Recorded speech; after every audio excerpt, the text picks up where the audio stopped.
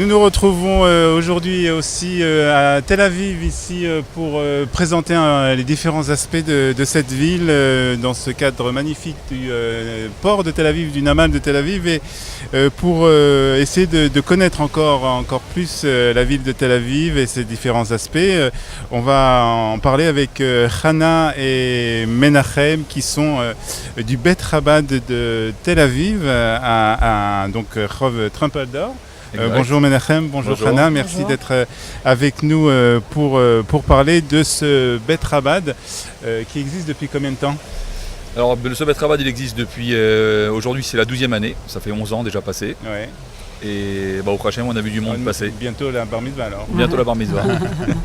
Alors, comment est né ce Bet Chabad, Hana? Comment est né à la base, on a fait la Aliyah il y a 13 ans, Ouais. un peu plus. Un peu plus. Ouais. Et donc en fait, déjà en France, on s'occupait d'un Bet Chabad dans le sud de la France, sur Toulon.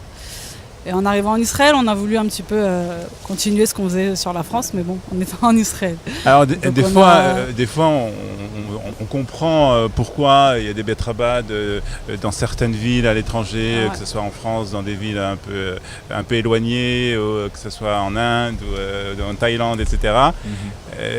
Quelle est l'utilité d'un Bet Chabad en plein cœur de Tel Aviv? Et un Bet Chabad en plus francophone. Alors ça c'est une vraie question, parmi tant d'autres.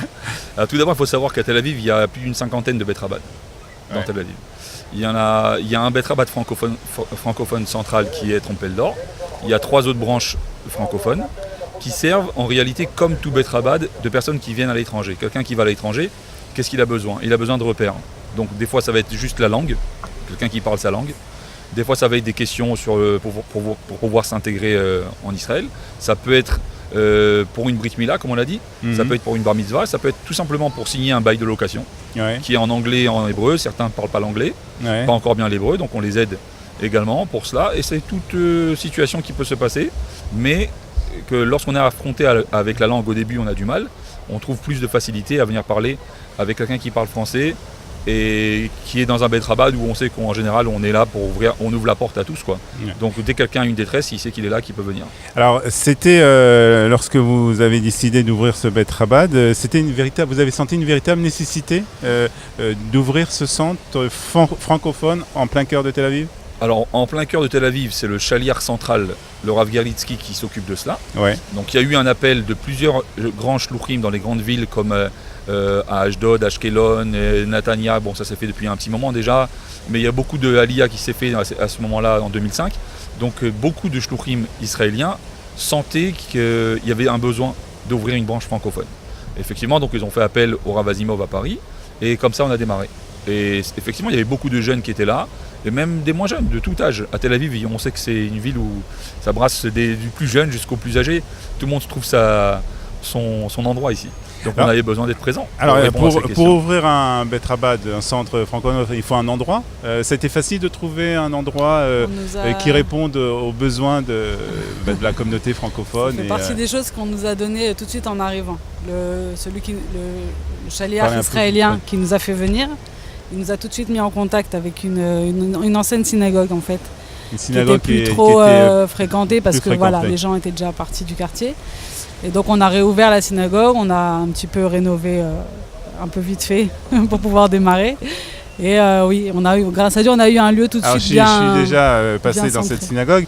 C'est vrai que c'est une très belle synagogue, une ancienne synagogue un peu. Ça a le caractère, pas des synagogues qu'on connaît peut-être en France, des anciennes synagogues de France. C'est un caractère totalement différent. Comment on pourrait C'est une synagogue, on va dire comme ça, que les synagogues à Tel Aviv, elles ont plus ou moins toutes la même Ouais. architecture. Celle dans les années 20. d'accord. D'accord. C'est pas comme à Yafo où c'est des très vieilles synagogues. À Tel Aviv, c'est pas aussi vieux que ça comme ville. Mais donc ça fait qu'elles ont toutes un peu les mêmes architectures. C'est des grandes synagogues qui ont des volumes de 200 mètres carrés jusqu'à 300, 400, 500 mètres carrés. Il y a toute taille. Avec l'étage. C'est recherché beaucoup, surtout au centre de Tel Aviv. À l'époque, à un moment donné, non, c'était pas recherché parce qu'il n'y avait pas. Non, au niveau du potentiel, je dirais, immobilier. Potentiel immobilier, oui, c'est très recherché. D'ailleurs, comme on l'a dit en préambule, on a expliqué qu'il y a certaines personnes qui ont acheté le terrain de cette synagogue et pensaient pouvoir modifier la synagogue ou de la réduire à moitié, voire moins, Ouais. pour pouvoir faire un projet immobilier. Et grâce à Dieu, au Hachem, juste avant Purim, il y a eu un verdict en première instance, Avant comme quoi Purim. on n'a pas le droit de toucher. Voilà. Ouais. On a fait une belle fête de Purim. Et comme quoi ils n'ont pas le droit de toucher la synagogue et ne pas déranger la synagogue. Donc oui, il y a une demande, mais pour l'instant, celui qui a offert le terrain à l'époque et ceux qui ont construit la synagogue l'ont construit pour la communauté, Ouais. pas pour un projet immobilier. Ah non, il y a une question qui m'intéresse parce que alors vous vivez en plein cœur de Tel Aviv, hein, c'est le cœur du cœur de Tel Oui. Aviv, c'est à 2 pas de la mer, La plage. Ben Yehuda, Allenby, je suppose que vous avez des enfants. Alors vous êtes la mère, je pose plus la question à celle qui est préposée à l'éducation des enfants. Comment, lorsqu'on est Chabad, qu'on veut donner une certaine éducation à ses enfants, comment, je dirais peut-être pas on protège, mais comment on allie les deux, c'est-à-dire ce qu'on voit dans la rue de Tel Aviv et puis l'éducation qu'on a envie de donner aux enfants. Déjà, ce qu'on voit dans la rue en tant que touriste, c'est pas pareil que quand on habite ici vraiment. D'accord. On n'a pas les mêmes fréquentations, on va pas au même endroit, etc. Maintenant, les enfants, ils sont à l'école jusqu'à 3-4 heures. Donc, ils sont déjà dans une misguérette, dans un endroit fermé où il n'y a pas vraiment de... Après, quand ils rentrent à la maison, c'est vrai que je vais pas faire à l'israélienne où ils vont sortir dehors avec les copains, rester traîner dans la rue pour rien. Non. Ils rentrent, font les devoirs, ils restent à la maison. Maintenant, ils peuvent. On a aussi des adolescents qui veulent sortir le soir. Il n'y a pas de problème, ils peuvent sortir le soir. Ils savent qu'il y a des endroits où il faut aller, d'autres endroits où Mais ils posent ils des demandent questions pas. quand même. Ils posent des questions, Pose des questions, mais des questions d'enfants. c'est pas. Il faut pas Non, même leur les répondre comme des ados, adultes. c'est pas trop. Bon, ils comprennent un peu d'eux-mêmes à droite et gauche, on en parle. Ouais. Mais bon, ils comprennent qu'on est à Tel Aviv et que ça fait Donc, partie de notre D'accord. shlichut, décor. c'est pas. Alors, on va revenir dérange pas plus. au Beth Chabad francophone donc de Tel Aviv que vous animez. Alors, d'abord, est-ce qu'il y a beaucoup fréquenté par beaucoup de membres de En personnes 11 ans, il y a eu beaucoup de fréquentation. On est dans un quartier à Tel Aviv qui est assez particulier, donc à côté de Bograchov, comme on l'a dit, Ben Yehuda, Allenby. C'est un quartier où il y avait pendant un long moment beaucoup de jeunes qui étaient en colocation, célibataires. Et donc c'est des locations qui finissent fin juin, juillet, et donc qui demandent beaucoup de déménagement. Donc il y a beaucoup de tournants. Il y a des gens qui tournent beaucoup.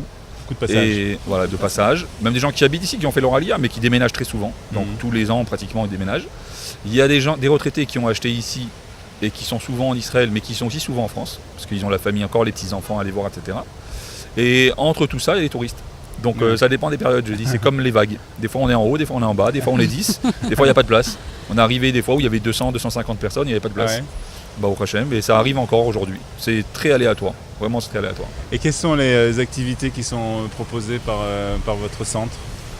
Ben, comme on a dit tout à l'heure, en fait, de la naissance Ouais. jusqu'à 120 ans, de la naissance. Donc on peut avoir.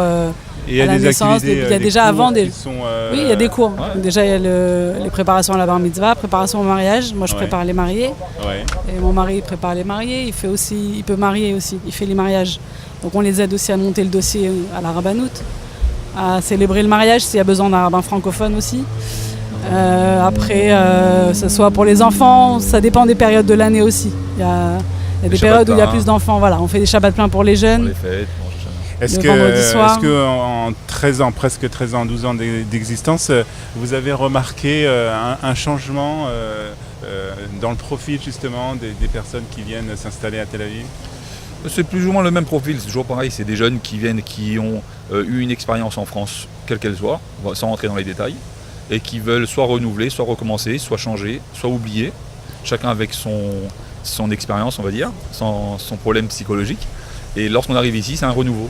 Donc on redémarre à zéro, on recommence, et à tout âge. Il y a C'est ça qui est beaucoup de intéressant. programmes aussi, ceux qui viennent avec le programme Massa, ceux qui viennent, Ouais, qui viennent passer Shabbat. D'accord. Et souvent, ils sont là pour les fêtes, pour Shabbat. On Il y essaie a vraiment de tout, d'organiser, c'est un voilà. mix de pour tout. qu'il y ait- Il y a des jeunes qui viennent avec, comme elle a dit, le programme Massa, et il y a des jeunes qui viennent seuls faire leur aliyah, qui sont Olim et Bodedim, qui sont seuls. Il y a des Chayalim Bodedim, c'est ça qu'on connaît très bien. Et ensuite, on a même des gens qui ont un certain âge et qui viennent seuls.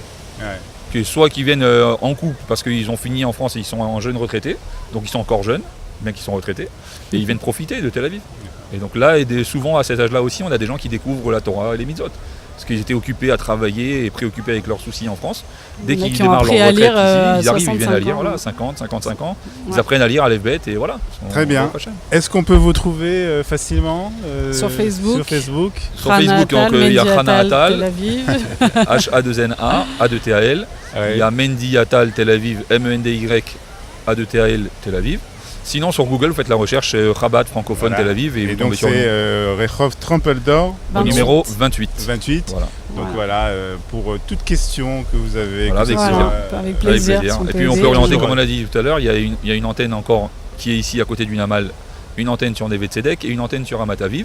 Et Bezrat Hashem, il y en aura un peu partout. on vous souhaite de grandir en tout cas. Merci beaucoup, Merci. Chana et Menachem Atal, d'être venus nous parler de ce Bet Rabat, de ce centre francophone en plein cœur de Tel Aviv. On vous souhaite en tout cas bonne chance et bonne Merci. continuation. Merci Merci beaucoup à vous aussi. À bientôt. Bye bye.